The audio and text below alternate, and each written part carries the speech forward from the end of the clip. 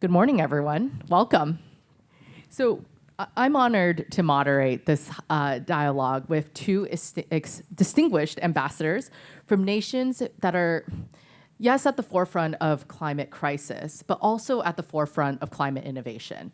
And really, today's conversation is about the exciting things that are happening in their respective countries. So I want everyone to welcome His Excellency Stan Smith of the Bahamas, the permanent representative of the Bahamas to the United Nations. Please give him a warm round of applause.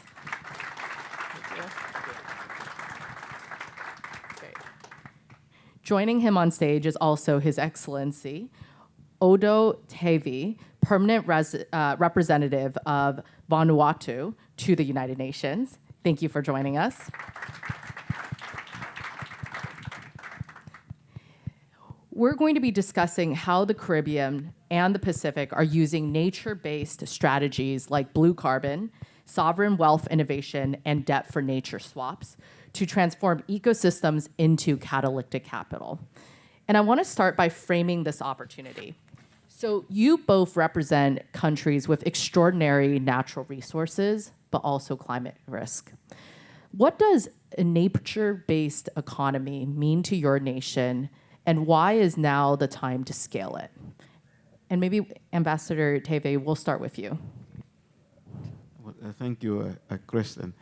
Well, the nature-based economy is not something new to us. It's something that we've been practicing in our traditional ways for thousands of years.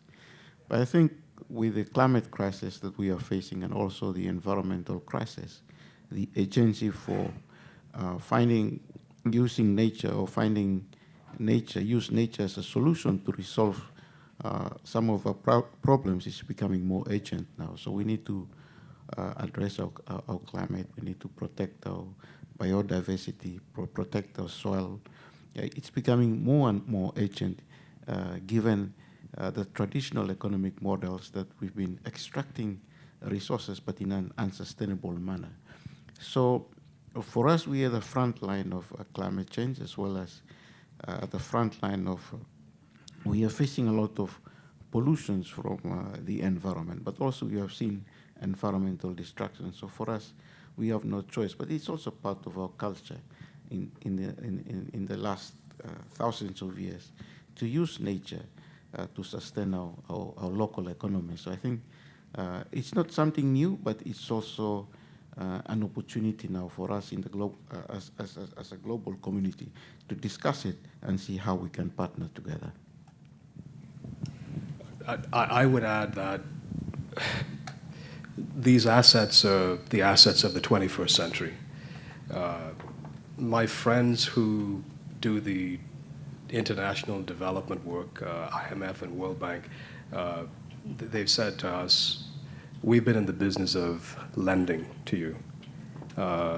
Then we started giving you development advice with our expertise. And now what we recognize is that we're in an environment where the global community needs new assets. And so the nature-based assets are that new asset that we haven't yet exhausted. That's important for the very reason that Odo mentioned. We need to find new ways to create economic productivity in our small spaces, and it actually gives small countries the opportunity to have some relevance in the international global supply chain. So that's important. Yeah. And that's a great transition to, I really appreciate both of your points about moving away from debt into catalytic capital, right? And you are both at the forefront of some really innovative models. Debt for nature swaps, blue bonds, and sovereign green funds, they're all gaining traction. So I'd love to hear from each of you, a recent example or a bold idea from your country that uses nature to unlock capital and, more importantly, really de-risk climate investment. Okay. I know in our region in the Pacific, so I'll go a bit broader and then come to my country. So in the Pacific, utilizing blue bonds, it's not a first time, or it's not a new thing. I think Fiji is the first country in the world which is our neighbor, that utilizes blue bonds. So they've been using it a lot to protect the environment and to address the climate. So we are also planning to move into using blue bonds, data for nature swaps, swaps, and I know Seychelles were the first country when they were heavily indebted, so they decided to strike a deal with an international conservation society to swap a date for nature. So it's been helping them to restructure their debt, but also find a more sustainable path towards development. So we are planning to use that now as we speak. So the examples are there, but really how do we use it and scale it? I think that's the challenge going forward is to scale. And I know in this session we will be discussing how to scale these innovations. But I think they are very important. For one reason, the importance is that there is a lot of awareness now in the global community. But how do we come together and scale these initiatives? All right, great. Now, so the Bahamas is 60 miles beneath Florida, 90 miles above Haiti. We have the largest seagrass meadow space in the world, about 37 million acres, just a little more than 15 million hectares. That space is 100,000 square miles. All of that is bigger than Florida, or you can sit England, Wales, Scotland in it. That size is, in capacity, the size of Puerto Rico to Trinidad and Tobago. We've been looking at a Bahamas Bank Blue project in how we can make the seagrass sustainable by modifying what we've been doing with general coral reef sustainability in the country. We've decided we would take the 15 million hectares, break them down into tracks, 5 tracks, and use it as an offering to CARICOM countries to use these 5 tracks for sequestration, monetization. So that's one initiative. The larger issue, though, is something he pointed to, and it's the sociological ramifications of what has happened in realizing natural asset capacity and what it can do for a small economy. Before we discovered this, we were giving universities, research entities, the ability to enter the Bahamas and spend $5 on an application to do research in our waters. And we had discoveries. Only $5? A $5 application. There was a discovery before 2017 of something in the seagrass that could be used together with something in producing a compound that would cure lupus. We made inquiries with the research entity about the discovery, and they said, no, thank you. We paid you the application fee. It was processed. We did the research. Everyone has done what we were supposed to do.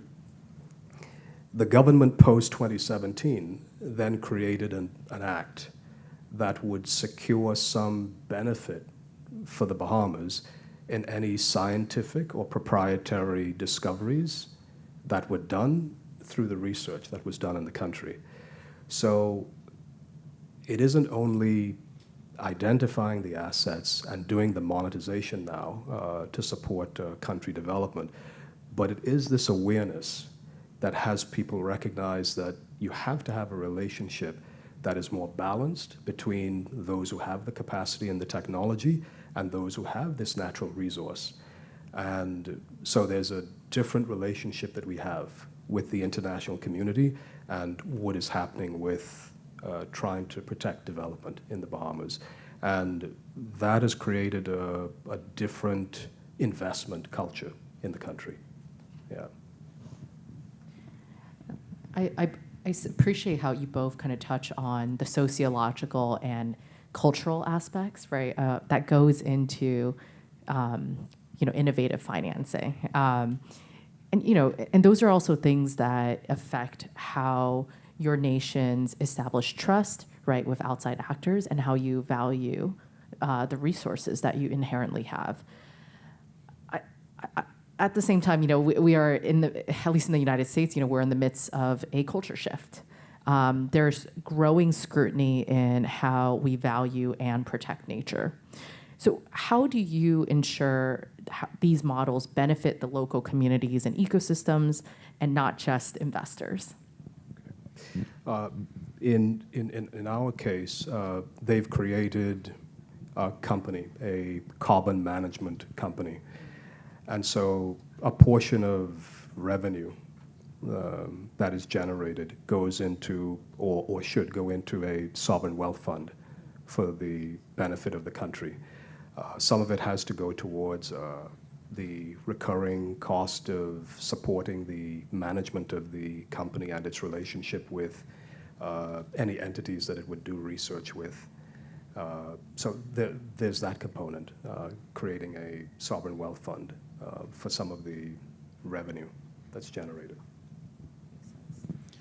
Well, I think my colleague has answered some of the questions about benefit sharing. I think it's very important, but also the importance of community partnerships and engagement. I think that's very important, because once you have the philanthropy or an international finance institutions, and then you have the investors, sometimes they are pushed to the margins. And even the government can be pushed to the margins because these are huge, sometimes huge corporations. But again, we need to talk about benefit sharing. I think that's very important. How do economies benefit from it?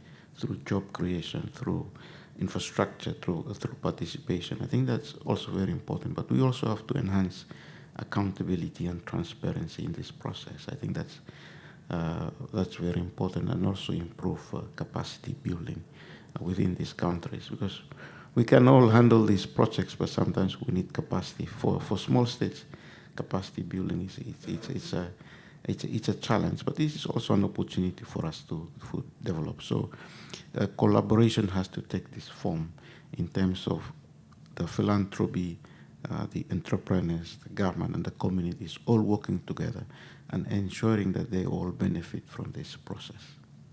There is one other element I would add, which is a part of the evolving sociology of a small country like the Bahamas. And I think it applies beyond the Bahamas for small states. We have a lot of capable people who academically are gifted. They can pass any exam that you put in front of them. And what you recognize now is that you can be competent, functional in an institutional setting, but there is an expertise that is involved in experiment, research, implementation that sometimes we pale in having. And we now recognize that. And so a part of the relationship is in finding the right partnerships with trusted actors who actually can help you towards capacity building, and they bring their technology in for fair use in your space so that there is no degradation, and it's used not merely for economic development, but for generational health. It is generational health of the environment, of an economy, and of people. And that goes beyond just being competent in an academic sense. There has to be some functional capacity to actually do things beyond what institutions want you to do. Yeah. No, I agree. Entrepreneurship enables economic mobility, and selfish plug here, but I'm a venture capitalist and would love to spend some time with your entrepreneurial communities. Hank is here. He could attest. I was in Actually, I was in Hawaii last week, scouting and meeting fantastic technology companies. So we definitely share your mindset about capacity building. So you've both given a lot of examples around internal capacity building. I'd love to turn maybe our attention to the Caribbean and Pacific collaboration, right? Capacity building across island nations. Yeah. What specific action or shift would you like to see from the global community? We have governments, philanthropies, and private capital convened at this conference.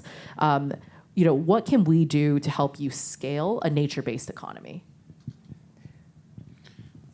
I genuinely think that we need some institutions that are bridging the regions. We don't yet have that. I understand that there is a foundation that is doing work with a number of countries in producing a green resilience bank. You need institutions like that cross regions and speak the language of international resilience and environmental integrity. Those things would be helpful to have that. I have a colleague at the UN who said this to me about small states, especially island states, that island spaces are very, very jealous in guarding their territory. Unlike landlocked spaces where, for instance, people in the informal economy go from one society to the other, and then by the end of the day, they go back where they came from. And in island spaces, everyone is very protective of the spaces they have. We have to get rid of that if we're going to be helpful and have effective collaboration between the regions and between islands. Yeah. Well, I think we need to have more collaboration like this. So there are a lot of platforms that we can explore. We already have the Antigua Barbuda action for the small states. So I think that's one avenue that we've adopted last year, but there will be ongoing discussions, so we can use that space. The other space is at the annual World Bank IMF meetings. That's another space, or the Asian Development Bank meeting. But the increased collaboration is very important so that you can increase awareness. We want the philanthropists, the entrepreneurs, the governments, and the doers together. So talking to the diplomats, it's okay because we can create this awareness, but you need the doers there. So you are engaging with them. And also they might have the idea, but they don't know who to talk to. I think this is very important. So in order to scale that, you have to talk to somebody. So you need to have that bridge. That's very important. The other thing is we have these nature-based solutions, but sometimes we don't have the capacity to value them. So we need to value what we are conserving, like, for example, our marine protected areas, our forests. We need to value that because sometimes we don't know that. So once we are talking to you, we have something tangible that we can sell or we can discuss it together, at least something that may be viable or something that you could invest in it. So I think that's very important, that data we need to give it to you or share it with the global community. So I think increased collaboration, we need to do more things in our own respective economies, especially value these nature-based projects or initiatives that we've been taking. So I think that's very important. Like my colleague Stan was mentioning about the grasslands, we need to value them. So it's a mind shift as well, because we are used to talk to the multilateral institutions, but we now need to think, yeah, there is a gap there, because we've been talking about climate finance. But the funny thing about climate finance is we've been talking about it for many, many years. But what we need to do is we need to have people to be able to help us and address it. So I think this is an opportunity for the philanthropic world and the entrepreneurial world to do something on finance, on the environment, on biodiversity, and so forth. Thank you both. So I just have one final question for you both, and it really is just about what it would take to scale up, right? I think that's been a theme we've heard just throughout the summit. and it's only 11 o'clock, right? There has just been a lot of dialogue and a lot of talk about all of these issues, right? Everything that I had named, yes, it's innovative, but it was innovative 30 years ago, right? And what we need to see is scale and implementation. So maybe the last question I have for you is, and we could do it in a lightning round format, is what do you think it takes, right? Like if there is this kind of one ask that you have for all of us, something you want to galvanize us around, what is it going to take for us to get this to scale, not in the next 30 years, but in the next year? We have to agree to give up some of the projects. There are too many separate projects that won't have the capacity to have a global impact. If we can agree that there is one project that you can focus on for a 3-year period, a 5-year period, there is enough in resources, in skill, in capacity for one project to have the scale that we desire, that has the global impact that we seek. But there are just too many individual projects, and that is a distraction from the scale that's actually needed. Yeah. Yeah, so I think Stan has answered it. I think what we need to do is to pool resources together. I think the pooling of resources is very important. We have all these innovative ideas and all these projects, but sometimes they might be too small for investors or the philanthropic world to intervene. I think, but if we can have a Pacific-wide or a Caribbean-wide project, I think that will be beneficial. So pooling resources together, also region to region. So now we are talking about establishing this sustainable development bank. So we might need to pool resources together, and that's an example of a nature-based solutions we are trying to address. I've been looking at some of the methods that they were trying to utilize to establish these banks. So if we can pool resources together, then we'll have the scale, the economy, the scale to engage in this type of initiatives. From Vanuatu to the Bahamas, thank you, ambassadors, for the bold ideas and galvanizing us. I really appreciate you guys both making the time and the trip out to Dallas. And thank you all. Good.